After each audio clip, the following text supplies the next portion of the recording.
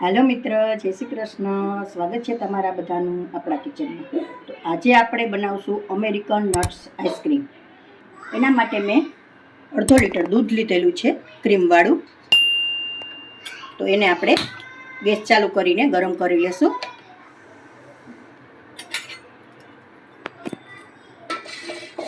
પાંચ મિનિટ ગરમ કરશું.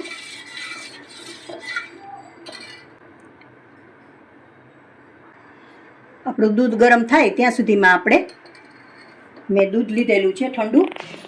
તો આ પ્રીમિક્સ એમાં એડ કરી દઈશું અને સારી રીતે મિક્સ કરી લેશું.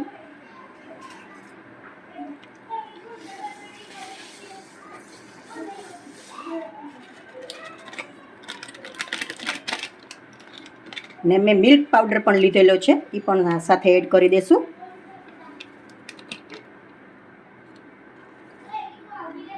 એક કપ દૂધ લીધેલું હતું મેં ઠંડુ, એમાં મેં બંને એડ કરી દીધું છે. આમાં સુગરનો ભાગ આવે છે થોડો, એટલે તમારા ટેસ્ટ પ્રમાણે તમે સુગર ઉપરથી એડ કરી શકો છો.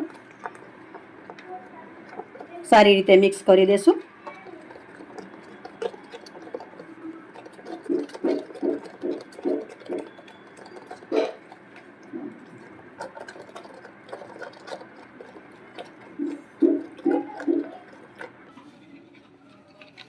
મેં બીટરથી મિક્સ કરેલું હતું સારી રીતે. હવે આપણે આ દૂધ આપણું ગરમ થઈ ગયું છે, અમે એડ કરી દઈશું. થોડું થોડું એડ કરતા જશું અને ચલાવતા જશું એટલે ગાંઠા ન પડે.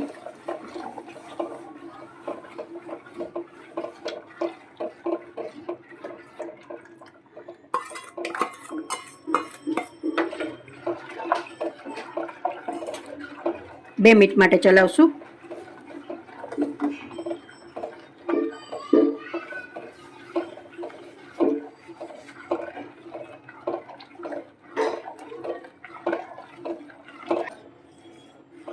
આપણું હવે સારી રીતે મિક્સ થઈ ગયું છે. તો હવે હું અડધો કપ ખાંડ લઉં છું, એ એડ કરું છું. તમે તમારા ટેસ્ટ અનુસાર ખાંડ એડ કરી શકો છો.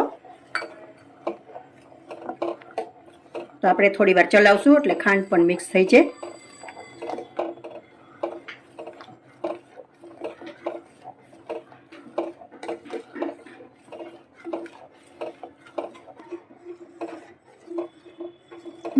દૂધમાં ખાંડ આપણી સારી રીતે મિક્સ થઈ ગઈ છે.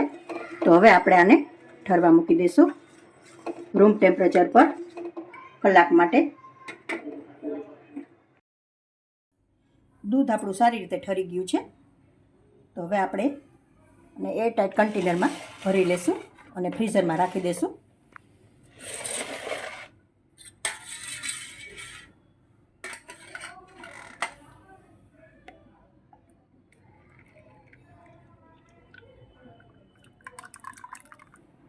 આઈસ્ક્રીમને આપણે 2 કલાક માટે ફ્રીઝરમાં રાખેલું હતું, તો સારી રીતે સેટ થઈ ગયું છે.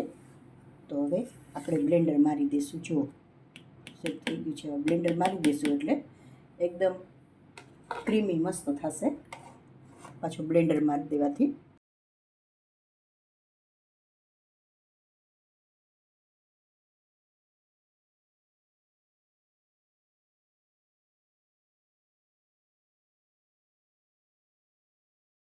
આઈસ્ક્રીમ આપણું સારી રીતે ફેટાઈ ગયું છે. હવે બધા ડ્રાય ફ્રૂટ એડ કરી દઈશું.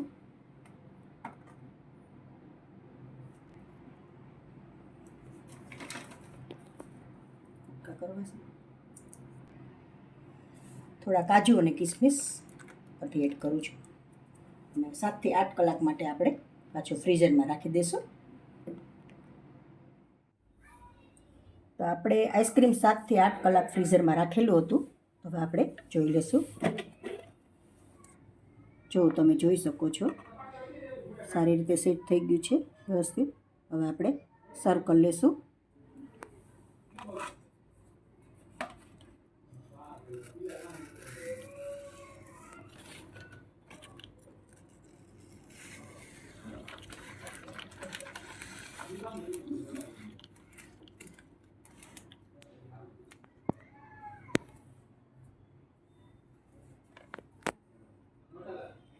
તો આપણે હવે સર્વ કરી લઈશું થોડા ડ્રાય ફ્રૂટથી.